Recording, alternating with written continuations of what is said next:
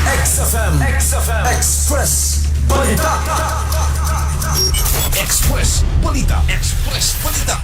Nakumpiska sa mga otoridad ang mga kahoy nga iligal nga gipamutol atol sa anti-illegal logging operasyon pasado alas 10 buntag niadtong Mayo 5, 2026 sa Mount Malambo, Purok 6, Barangay Loriga, Kitaw-Taw, Bukidnon na ila aga suspect nga si alias Along ana sa husto nga edad o residente sitio Kabalansihan, Barangay Sinuda, Kitaw-Taw kinsa nagpabiling gawas nun. Ang maong operasyon iniusang gilusad sa Kitaw-Taw PNP kauban ang Sikan Bukidnon Provincial Mobile Force Company, Provincial Intelligence Unit uban sa koordinasyon sa Menro DNR Don Carlos Bukidnon. Nakumpiska ang usa ka unit sa circular so nga mobalor sa 2,500 pesos og 162 ka piraso sa illegal nga pinutol nga kahoy nga gibanabana nga mobalor sa 230,375 pesos. Ang nakumpiska nga mga kahoy gi-turn over sa Menro DNR Don Carlos alang sa hustong pagtipig samtang padayon karong gipangita ang naikiyas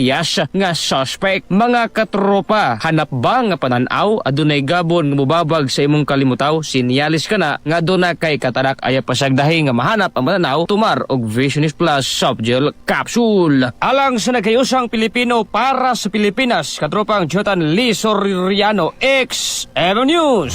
XFM Report. Balitang bukas, balitang